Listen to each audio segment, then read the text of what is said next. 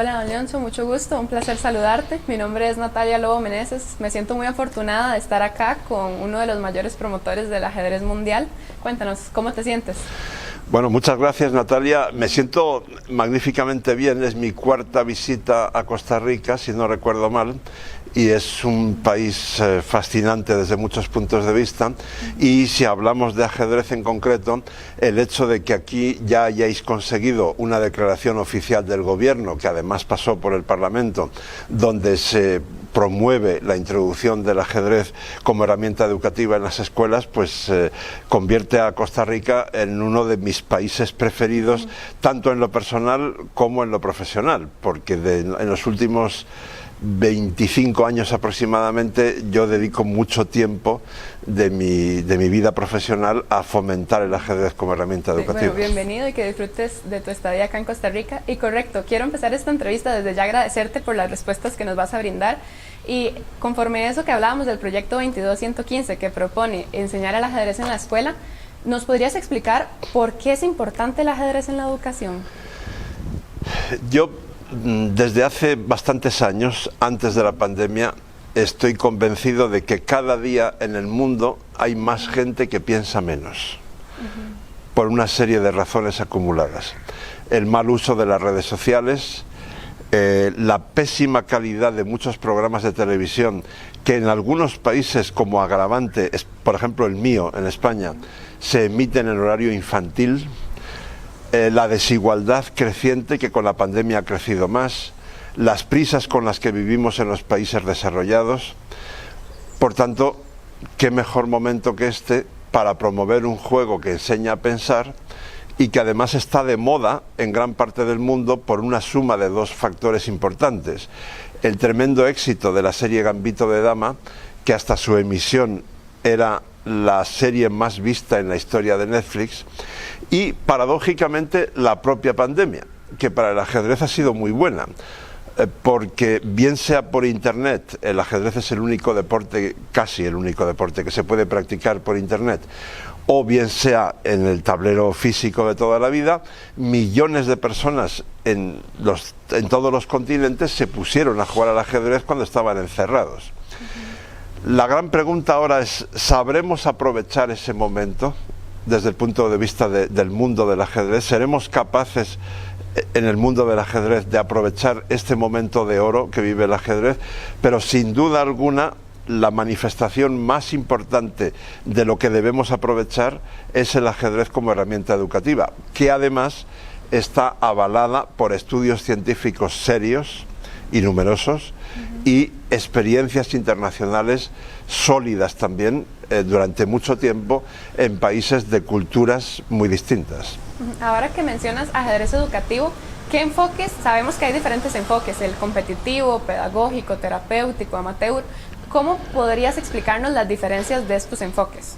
Tal vez, ¿cuál es la diferencia del terapéutico al pedagógico? El ajedrez extraescolar puede tener un objetivo mixto, deportivo y educativo al mismo tiempo. Depende de cómo se organice y de la capacitación del instructor de ajedrez. Por desgracia, desconozco cómo está ocurriendo en Costa Rica en concreto, pero en ese sentido el gran problema mundial en este momento es que el 90% de los instructores de ajedrez saben muy poco de pedagogía, al menos cuando empiezan a impartir el ajedrez en una escuela. Es verdad que muchos con la propia práctica aprenden y se convierten en buenos instructores, pero esa transición es muy peligrosa. Si no nos esforzamos en que los instructores de ajedrez tengan una formación pedagógica, el riesgo es que un día el director, la directora de esa escuela, de ese colegio, entre en la clase de ajedrez y vea inmediatamente que la persona que está impartiendo ajedrez no entiende nada de pedagogía, entiende mucho de ajedrez. Lo más probable es que se acaben las clases de ajedrez. Por tanto, ese es un campo en el que hay que trabajar. Ahora bien, si tengo que elegir, no tengo la menor duda, lo más importante no son las clases extraescolares impartidas por instructores de ajedrez, sino introducir el ajedrez en horario lectivo impartido por maestros de escuela, o sea, por profesionales de la pedagogía, que no hace falta que sepan mucho de ajedrez. Con un taller de entre 10 y 14 horas puede ser suficiente para que empiecen, porque ellos luego añaden su conocimiento pedagógico y su creatividad. Ahora bien, dentro de eso hay también varias maneras de hacerlo.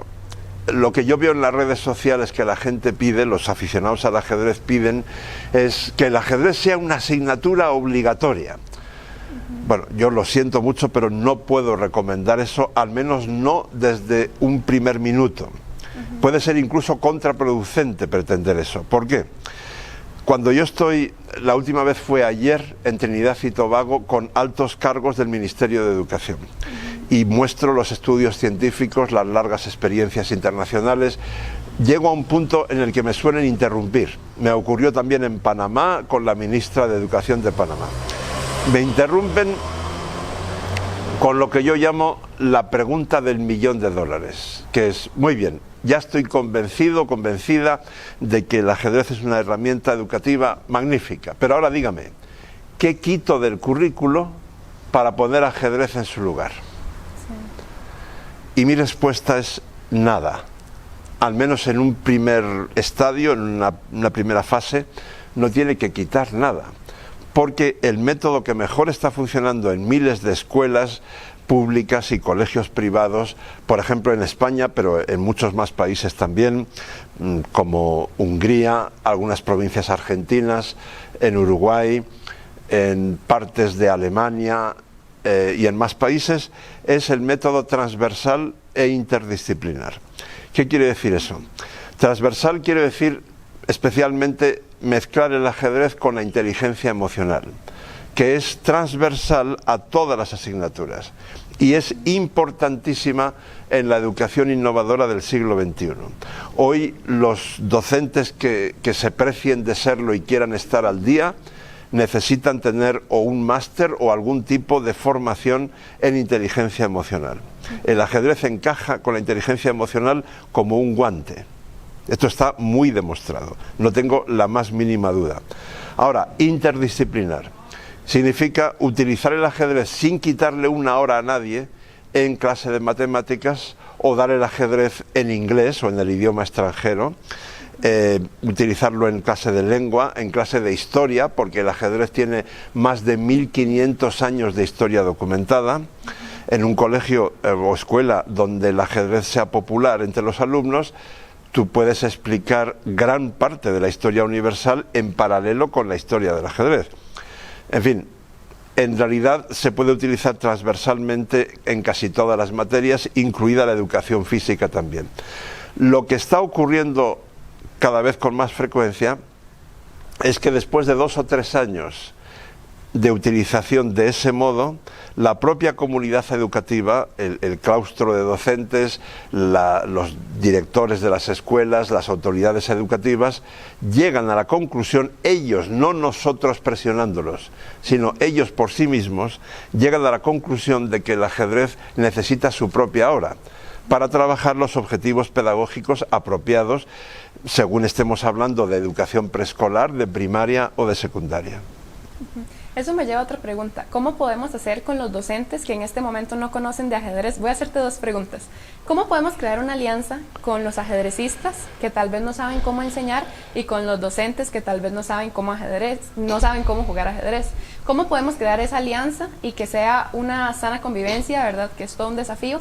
Y también, ¿cómo podemos hacer con los docentes que tal vez llevan capacitaciones y tal vez siempre hay capacitaciones o es muy rutinario? ¿Cómo podemos hacer que sea algo dinámico y no cotidiano, verdad? Estás tocando 2 temas esenciales, así que voy a intentar ser muy preciso en la respuesta. Mensaje para los ajedrecistas. La mejor manera de promover el ajedrez como deporte es introducirlo masivamente en horario lectivo, no extraescolar, lectivo, como herramienta educativa impartida no por ajedrecistas, sino por maestros de escuela. Quienes nos estén oyendo probablemente replicarán, bueno, pero entonces esos niños no van a saber nada de ajedrez, porque esos maestros en su inmensa mayoría sabrán poquísimo de ajedrez. Cierto, pero, y el pero va con letras enormes, si de esa manera alfabetizamos en ajedrez al 100% de los alumnos de una región, un país, una ciudad, lo que sea, el 100% quedan alfabetizados, conocen las reglas básicas del ajedrez. Es verdad que de ajedrez técnico no saben, pero conocen lo básico. Si solo el 3% de ese 100% de niños alfabetizados en el ajedrez se muestra atraído por el ajedrez competitivo, los primeros beneficiados van a ser los instructores de ajedrez que ofrezcan clases de ajedrez en horario extraescolar en ese mismo centro, en esa escuela, colegio privado o lo que sea. Y, mucho más importante aún, el ajedrez en su conjunto va a salir ganando muchísimo, porque el número de jugadores se va a disparar. El número de licencias en la federación, de miembros de los clubes de ajedrez, se va a disparar. Y no nos olvidemos del 97% que de momento he dejado aparcado ahí, ¿no? Es verdad que ese 97% se olvidará quizá del ajedrez, o no se olvidará, pero digamos no volverá a tener una relación directa con el ajedrez. Correcto. Pero es muy probable que la mayoría de ellos conserven un recuerdo positivo del ajedrez. Y por tanto, cuando algunos de ellos, cuando sean adultos, se conviertan en directores de medios de comunicación o de un departamento de marketing de una empresa, o sean maestros de escuela, o simplemente sean madres o padres, tendrán un recuerdo positivo y por tanto conseguir patrocinadores para el ajedrez y apoyo de la prensa y de las autoridades será mucho más fácil que ahora. De modo que esta es una idea. Yo sé que a los ajedrecistas a veces les cuesta entender esto, porque incluso ven a personas como yo como enemigos, pero en realidad somos sus grandes aliados, porque si tenemos éxito en este plan de introducir el ajedrez como herramienta educativa en horario lectivo, inmediatamente habrá un beneficio para los instructores de ajedrez en horario extraescolar. Por ejemplo, en mi país, hasta hace muy poco tiempo, esos instructores de ajedrez estaban mal pagados y mal considerados. Sin embargo, ahora tienen más trabajo y les pagan mejor. Bueno, concuerdo, es muy cierto. Ahora, ¿qué pasa ahorita, por ejemplo, con el tema de los patrocinios? Si queremos promoverlo, pero no tenemos tal vez las herramientas necesarias. ¿Qué podemos hacer en este caso si aún no hemos empezado con la etapa del ajedrez educativo? Bueno, hemos dejado pendiente cómo motivar a los maestros. Lo dejamos para luego. Ahora, patrocinadores. Vamos a ver. Un gran pecado mortal del ajedrez en el mundo, por lo que conozco de la Federación Costarricense, aquí sí hay una sensibilidad hacia esto que voy a explicar ahora, pero es un caso raro, porque lo normal es que el mundo del ajedrez en su conjunto no preste ninguna atención a mirar hacia afuera del ajedrez. El ajedrez es un mundo muy endogámico. La inmensa mayoría de los ajedrecistas del mundo, por supuesto incluyendo también a mi país, miran mucho dentro de sí mismos. Mis partidas, mi elo, mis aperturas, mi club, mis torneos, y casi nadie está mirando hacia afuera. Perdón. ¿Cómo atraer a la sociedad hacia el ajedrez? A los medios de comunicación, a las autoridades, a los patrocinadores, como tú bien indicas, a las madres y los padres, etcétera, a la sociedad en su conjunto. Entonces, esto es absolutamente esencial. En cada núcleo de ajedrez, ya sea un club, una federación, una escuela de ajedrez, lo que sea, tiene que haber alguien que tenga algún conocimiento de mercadotecnia, de marketing. Si es profesional de ello o de la comunicación, mejor todavía. Pero al menos que tenga algún tipo de conocimiento y ganas de desarrollar ese conocimiento. Porque si no, nos podemos encontrar en una situación muy triste, muy frustrante. Estamos haciendo las cosas muy bien dentro del mundo del ajedrez, de la federación, de lo que sea, pero no se entera nadie. Lo cual es bastante absurdo, además de injusto, ¿no? Entonces, para captar patrocinadores, lo primero que hay que hacer es comunicar bien, cuidar mucho la comunicación. Por ejemplo, hablar con periodistas influyentes para buscar el efecto multiplicador. si un periodista que tiene influencia en la sociedad, no tiene por qué ser de deportes, de hecho igual es mejor que no sea de deportes, si tiene influencia en la sociedad y dice el ajedrez es una herramienta educativa magnífica, por ejemplo, o el ajedrez, y esto está demostrado científicamente, al igual que su potencia educativa, retrasa el envejecimiento cerebral y por tanto el Alzheimer y otras demencias seniles, por tanto es el mejor gimnasio de la mente. Si alguien influyente en la sociedad dice eso, mucha gente le va a creer. Por tanto, tenemos que cuidar muchísimo todo lo que tenga que ver con comunicación, imagen, mercadotecnia. Y entonces me cuesta trabajo pensar que si ese trabajo, valga la redundancia, se hace bien, no vengan los patrocinadores, porque vamos a pensar en una idea muy sencilla. Si salimos a la calle ahora mismo aquí en San José, pero me da igual si estamos en Melbourne, en Johannesburgo, en Reykjavik o en Buenos Aires, y a las primeras 100 personas que pasan por la calle les preguntamos, ¿para usted qué es el ajedrez? Me aventuro a decir que más del 90%, o por lo menos un porcentaje muy alto, muy mayoritario, van a citar la palabra inteligencia o personas inteligentes en su respuesta. Por tanto, la imagen del ajedrez está conectada con la inteligencia. Si yo soy, yo qué sé, Coca-Cola, y quiero lanzar el mensaje de que Coca-Cola es una bebida para personas inteligentes, cosa que por cierto ya ha hecho Coca-Cola, he visto algunos anuncios, al menos en España, que van en esa línea, pues claro, eso me interesa mucho. Si además lo estoy conectando con los niños y lo estoy conectando con la tecnología, porque el ajedrez es uno de los poquísimos deportes, con el bridge y el go, que se pueden practicar por internet. Es decir, el ajedrez tiene conexiones fascinantes, y además de fascinantes para un periodista como yo, muy atractivas desde el punto de vista de la mercadotecnia, del marketing.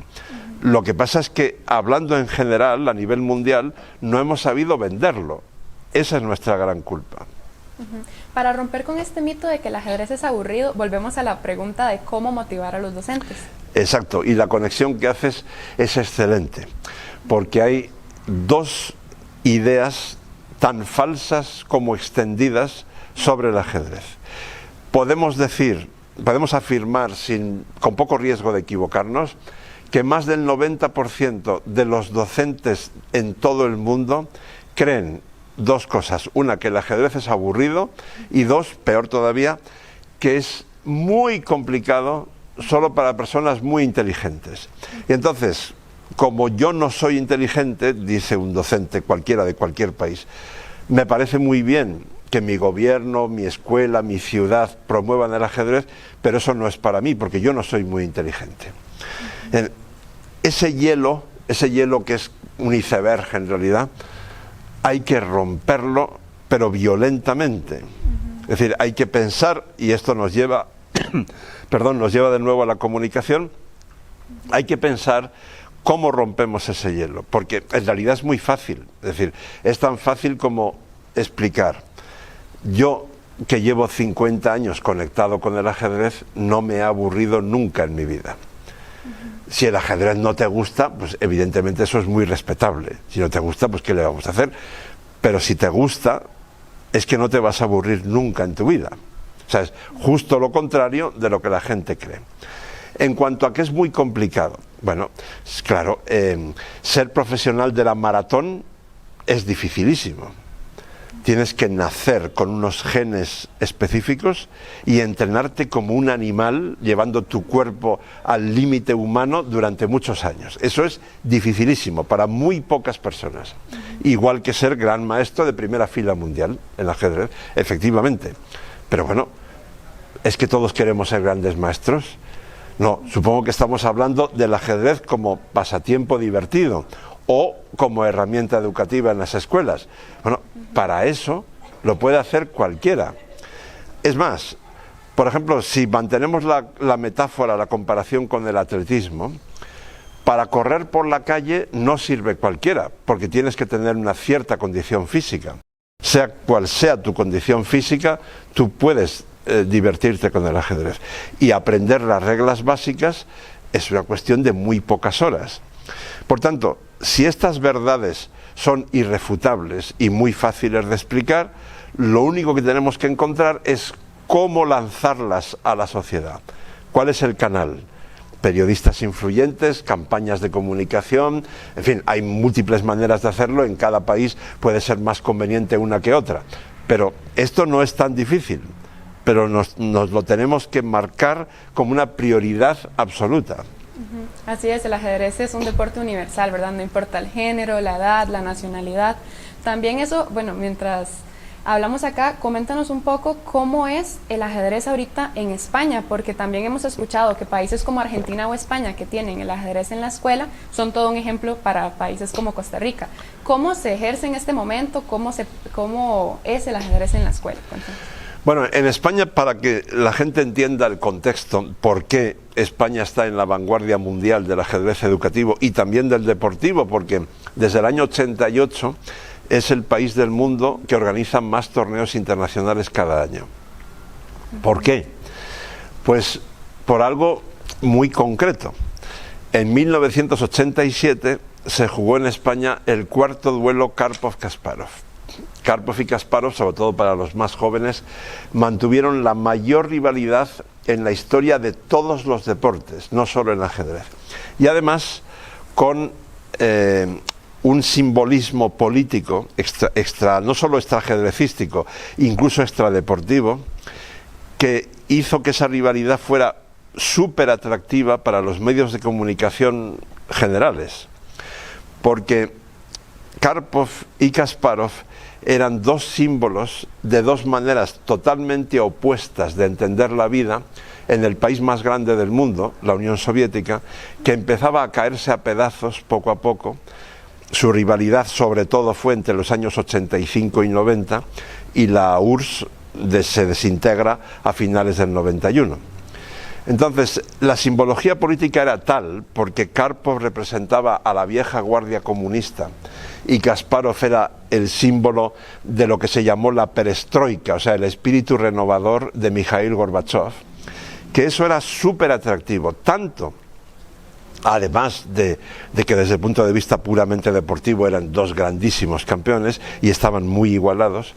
En ese Mundial de Sevilla, que duró 2 meses y medio, se llegó al máximo grado de emoción. Todo dependía de lo que ocurriese en la última partida. Entonces, yo había presentado un programa de televisión diario durante 2 meses y medio, por la noche, especial sobre el Campeonato del Mundo de ajedrez.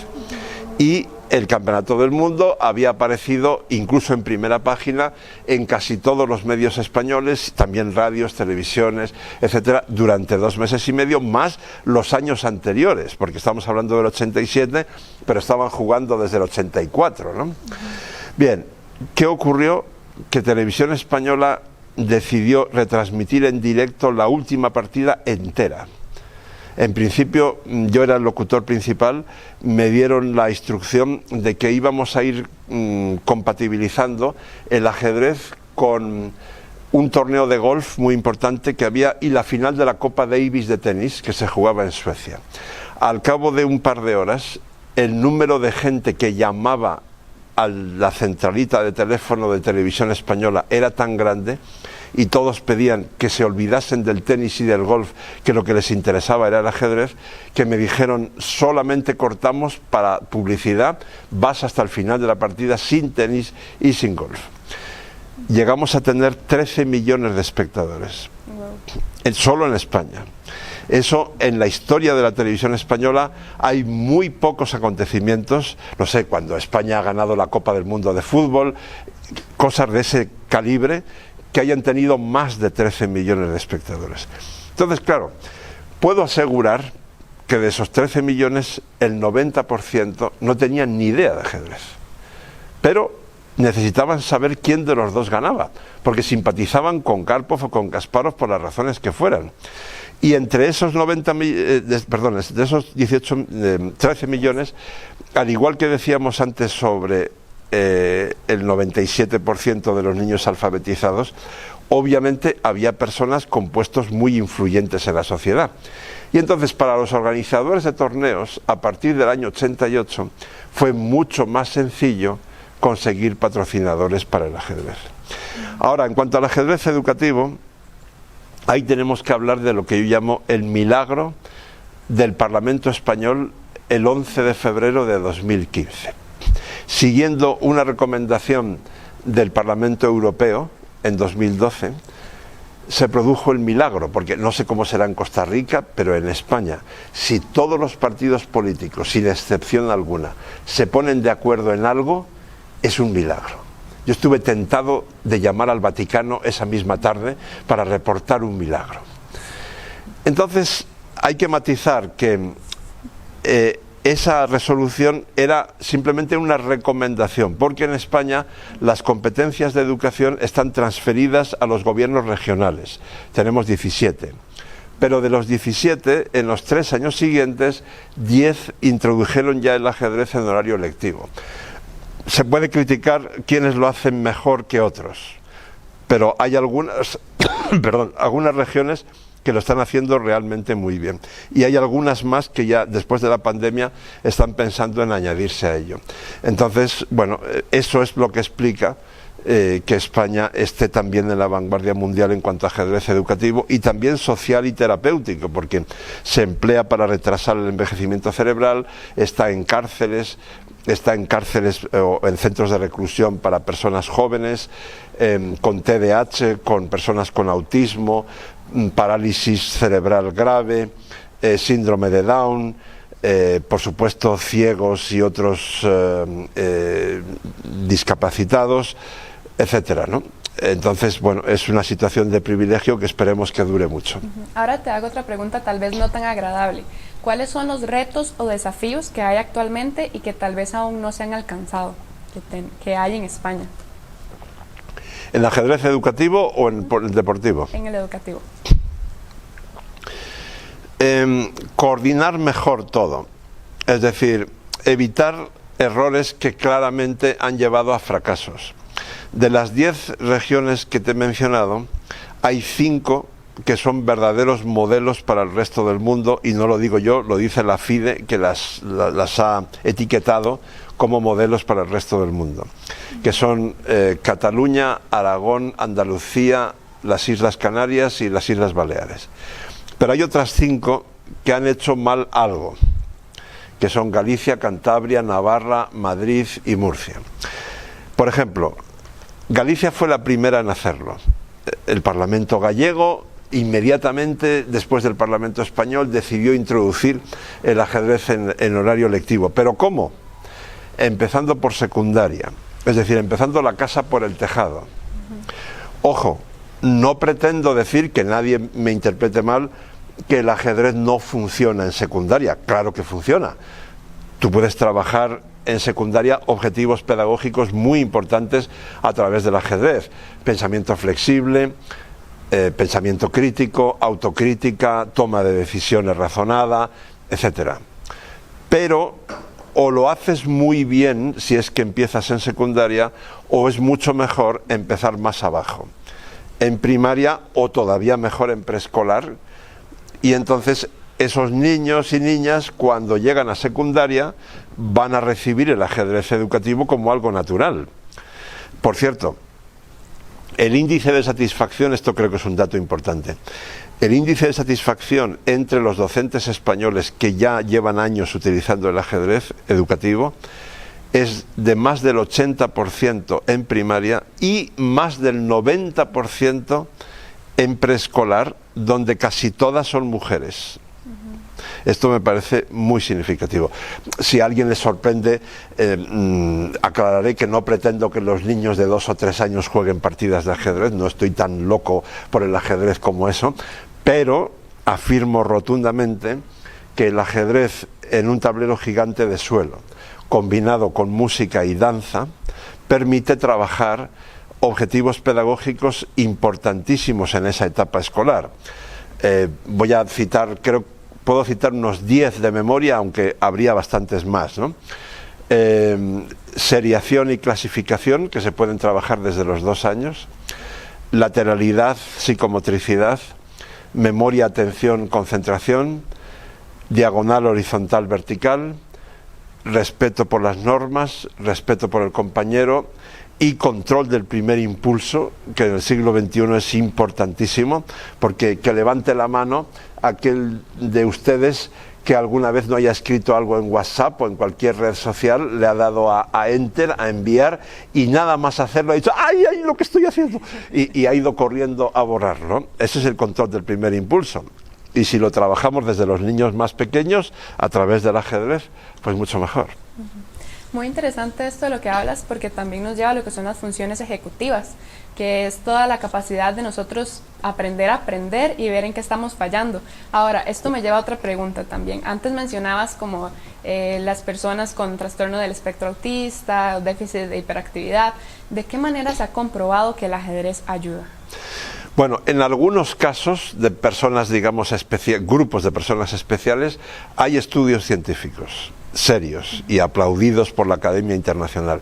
Por ejemplo, con el TDAH, síndrome de déficit de atención y hiperactividad, hay un estudio publicado en español y en inglés por el doctor Hilario Blasco, psiquiatra que trabaja en el Hospital Puerta de Hierro de Madrid, uno de los mejores hospitales de Madrid, y está prescribiendo ajedrez a muchos de sus pacientes cada día. Él lo que hace es, primero, estabiliza al paciente con fármacos. Cuando está estabilizado, clasifica si son leves, moderados o graves. Si son leves o moderados, intenta, y muchas veces consigue, eliminar los fármacos o reducirlos a dosis muy pequeñas a cambio de introducir el ajedrez en grandes dosis, por decirlo así. Si son graves, intenta encontrar un equilibrio bajando la dosis de fármacos y aumentando la de ajedrez.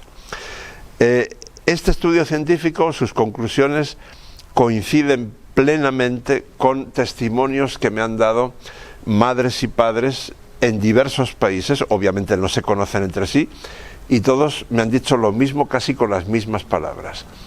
Mi hijo es TDAH, hemos intentado muchas cosas, no funcionan, excepto el ajedrez, que sí funciona. El ajedrez es lo único que consigue que mi hijo esté más de 30 minutos concentrado en algo. Muy interesante también porque, sigue. El ajedrez, las matemáticas y también la música son de las tres actividades que hacen más niños prodigio, ¿cierto? Exacto. Luego vuelvo a los grupos especiales porque se me ha olvidado contestar la parte de tu pregunta. Pero sí, esto que acabas de decir es muy interesante. Yo me pregunté durante mucho tiempo, ¿y por qué? ¿Qué tienen en común el ajedrez, la música y las matemáticas para producir más niños prodigio que la literatura, por ejemplo? La respuesta está, creo, en el pensamiento abstracto, que es común a las tres disciplinas. Explicado más fácilmente, en literatura yo he investigado bastante y no he encontrado a nadie que escribiera como un genio a los 12 años. Suele ser bastante más tarde, 16, como muy pronto 15, pero no por debajo de 15. ¿Por qué?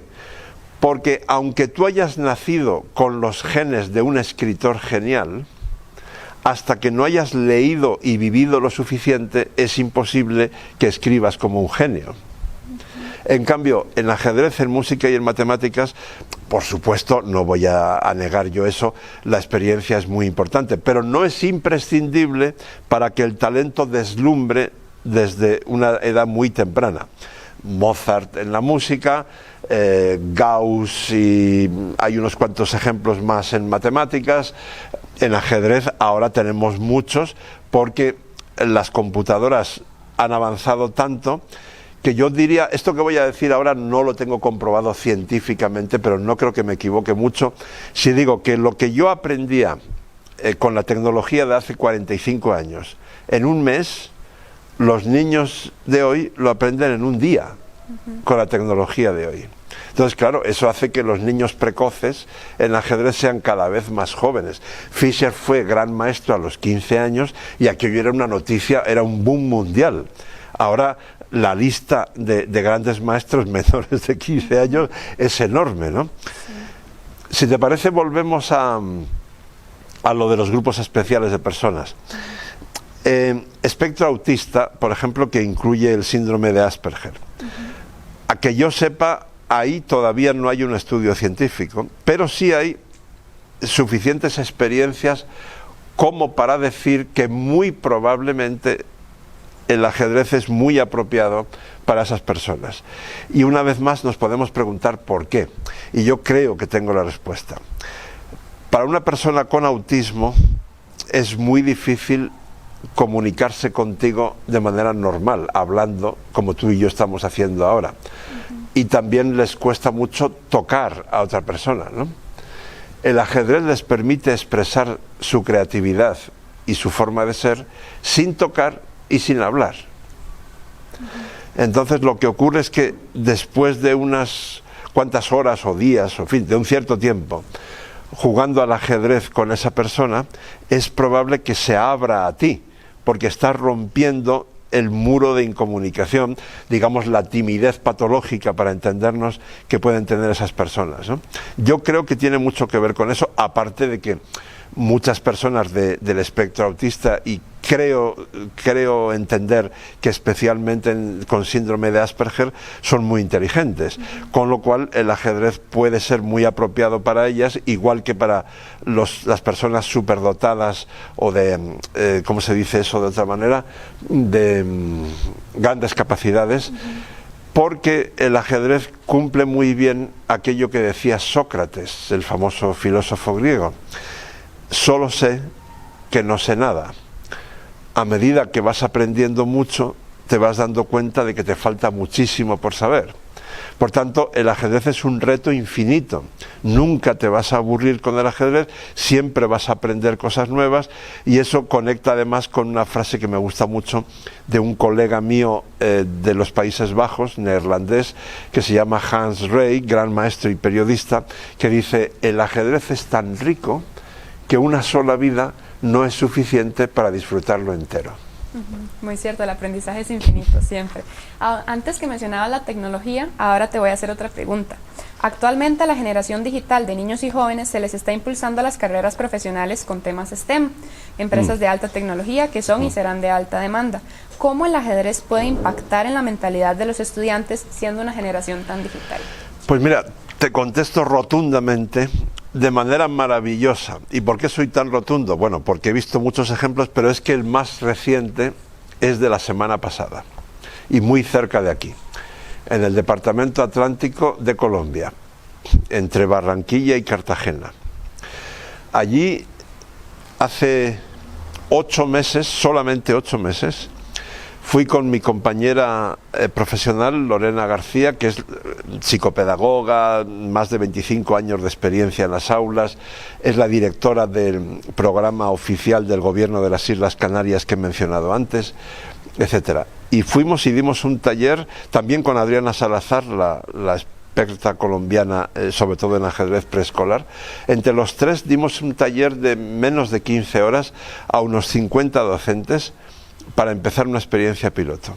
Solo 8 meses después, la semana pasada, he regresado a Barranquilla y me he reunido con 20 de esos docentes. Y te juro que no exagero nada, estuve a punto de emocionarme, estuve a punto de llorar, porque las cosas que me mostraron de lo que habían hecho a partir de lo que les habíamos enseñado nosotros, eran realmente te llegaban al corazón. O sea, han introducido el ajedrez transversal e interdisciplinarmente en todo, tal como he explicado antes, en inteligencia emocional, en matemáticas, lengua, tecnología, idioma extranjero, historia, etcétera, etcétera, educación física, etcétera, etcétera. Y por si eso fuera poco, al día siguiente me llevaron a un laboratorio de educación innovadora en un pueblo que se llama Luruaco, que está cerca de Cartagena de Indias. Y allí volví a emocionarme, fui con la gobernadora del departamento atlántico, y tanto los docentes totalmente entregados a la causa del ajedrez educativo, como los propios niños y niñas estaban entusiasmados. Allí han mezclado el ajedrez con la robótica, que es una mezcla muy interesante, porque el ajedrez, la manera de pensar, por ejemplo, de un programador de computadoras o de inteligencia artificial o de ciberseguridad, que es un campo muy importante hoy, es muy parecida a la manera de pensar de un ajedrecista cuando está jugando. De hecho, en España, por ejemplo, el Centro Nacional de Ciberseguridad está buscando jóvenes talentos porque no tiene suficientes entre los ajedrecistas. Y, por tanto, esta idea del Departamento Caribeño de Colombia, del Departamento Atlántico, me parece acertadísima, porque el ajedrez y la robótica pueden formar una especie de pareja natural, al igual que el ajedrez e Internet también son una pareja natural, ¿no? Y dejar constancia de que conozco más casos, no solo en Colombia, en España, en Hungría, en otros países. Conozco experiencias en Suecia de ajedrez con STEM, que es ciencia, tecnología, ingeniería, matemáticas, y ahora se le está añadiendo una A, STEAM, la A de arte, porque claro, el ajedrez también puede encajar muy bien ahí de múltiples maneras. ¿En qué posición colocaría la educación del ajedrez como una disciplina adicional para impulsar más las habilidades mentales de las personas? Después de los 25 años en números redondos que yo llevo trabajando intensamente en ajedrez educativo, de haber formado a más de 30.000 maestros, haber puesto mi granito de arena, no solo con mi compañera profesional Lorena o con Adriana Salazar o con el equipo de la Fundación Kasparov Latinoamérica, he puesto mi granito de arena en la formación de más de 30.000 maestros de escuela en más de 30 países. Con ese acervo y esa experiencia, yo aseguro que el ajedrez educativo, si se emplea bien, esto obviamente es muy importante, mejora la calidad de la educación. Y es uno de los canales más recomendables de la educación innovadora. Sobre todo, insisto, porque se puede conectar con otras muchas disciplinas. Esa es la gran clave del ajedrez. A veces yo me pregunto, ¿por qué después de 50 años conectado con el ajedrez, los 10 primeros como jugador semiprofesional, los 40 siguientes como periodista, presentador, conferencista, formador de maestros, etcétera, escritor, por qué cada día me sigo levantando con ganas de trabajar, con muchas ganas de trabajar? Porque yo he descubierto que el ajedrez tiene conexiones fascinantes con muchos campos del conocimiento humano. Es decir, no solamente es fascinante y para nuestra mente humana de Homo sapiens es un juego infinito en cuanto al juego en sí, porque el número de partidas distintas que se pueden jugar en un tablero es mayor que el número de átomos que hay en el universo entero conocido, sino que lo que podríamos englobar en una expresión sencilla como la cultura del ajedrez es también un campo apasionante. Yo he aprendido algo, a veces mucho, gracias al ajedrez, sobre pedagogía, neurología, psicología, psiquiatría, matemáticas, inteligencia artificial, política internacional, otros deportes, literatura, cine, y podría seguir, ¿no? Entonces, en manos de un buen docente, de un buen maestro o maestra de escuela, esto es una mina de oro. Igual que para mí el ajedrez es una mina de oro como periodista, también lo es para un docente, porque lo puede utilizar para muchísimos fines pedagógicos. Actualmente el mundo vive en la cuarta revolución industrial y vamos a pasos agigantados por la quinta, con la inteligencia artificial incorporándose en todos los campos. ¿Cómo la enseñanza del ajedrez puede aprovechar este camino? Antes nos comentabas que viste cómo utilizaban la tecnología, ya sea en computadoras, presentaciones o módulos. ¿Cómo el ajedrez puede aprovechar en la educación esto? De múltiples maneras. Esto suena paradójico, pero es absolutamente cierto y muy fácil de comprobar que no exagero. El ajedrez tiene 1500 años de historia documentada y sin embargo encaja perfectamente con el siglo XXI. Para empezar, porque como ya hemos comentado un par de veces, es uno de los poquísimos deportes que se pueden practicar por internet. Pero hay más razones. Voy a subrayar una que tiene una importancia total, y voy a mirar a la cámara para decir esto, porque es importantísimo más allá del ajedrez. En los últimos 25 años, el mundo ha cambiado tanto o más que en cualquier otro periodo de 25 años en la historia de la humanidad. Y según los expertos, en los próximos 25 va a cambiar todavía más y más rápido. Por tanto, la cualidad de ser capaz de adaptarte a una realidad muy cambiante y muy rápida es ya hoy, en 2023, una de las cualidades más importantes para cualquier ser humano que viva en un país desarrollado. Por tanto, ¿qué ocurre? Que el ajedrez desarrolla mucho esa capacidad. Si tú y yo jugamos una partida ahora, a lo largo de la partida, probablemente de varias horas, una sola jugada tuya o mía nos van a obligar a ambos a cambiar la evaluación de todo el tablero. Y entonces hay que tener muy en cuenta que además el reloj está corriendo. Yo no puedo decir, como la última jugada de Natalia ha cambiado todo el tablero, ahora voy a pensar una hora. Me temo que no. Me temo que vas a tener unos pocos minutos o unos pocos segundos. Entonces, un cerebro que tiene este proceso automatizado de adaptarse muy rápido a realidades muy cambiantes, hombre, lo más lógico es que también lo aplique en la vida normal. La única excepción de esto, que siempre me gusta añadir para ser muy riguroso, es que un ajedrecista caiga en la obsesión.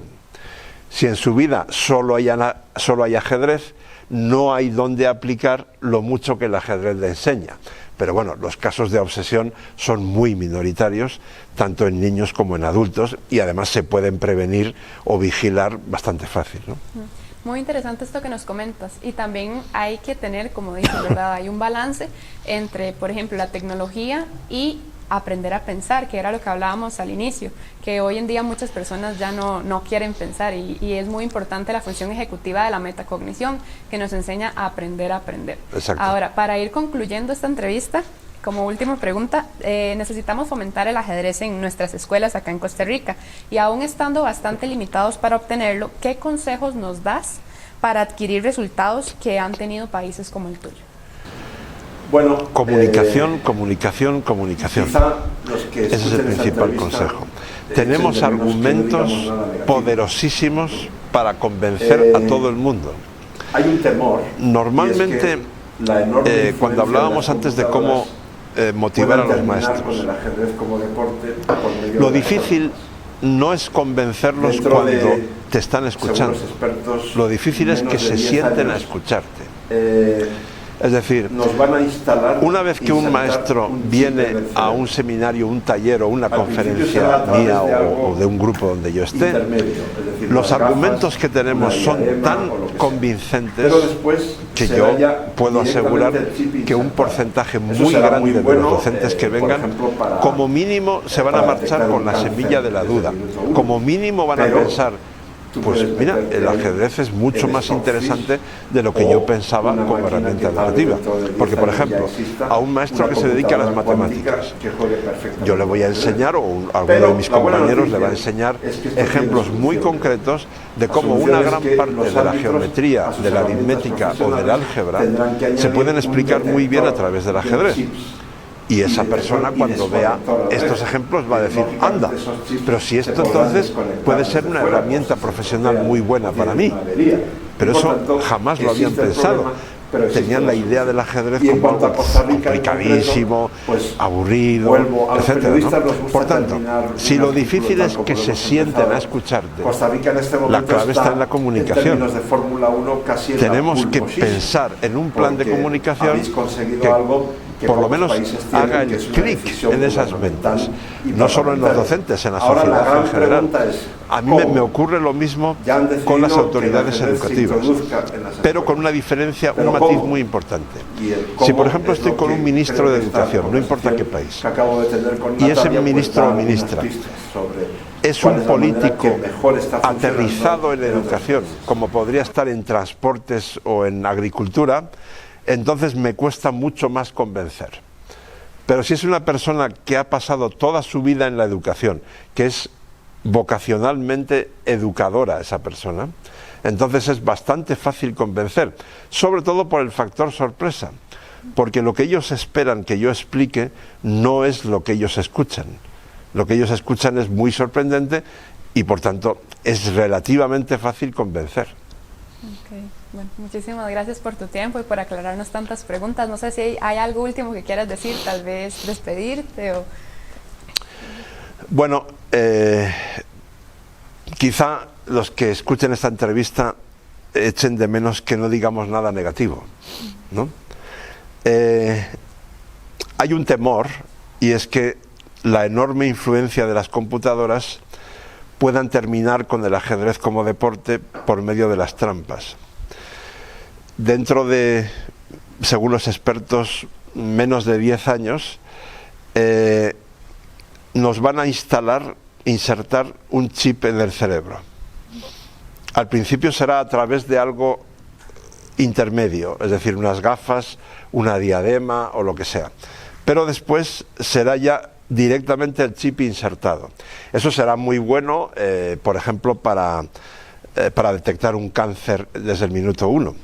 Pero tú puedes meterte ahí el Stockfish o una máquina que tal vez dentro de 10 años ya exista, una computadora cuántica que juegue perfectamente al ajedrez. Pero la buena noticia es que esto tiene solución, creo yo. La solución es que los árbitros a sus herramientas profesionales tendrán que añadir un detector de chips y detector y desconector a la vez.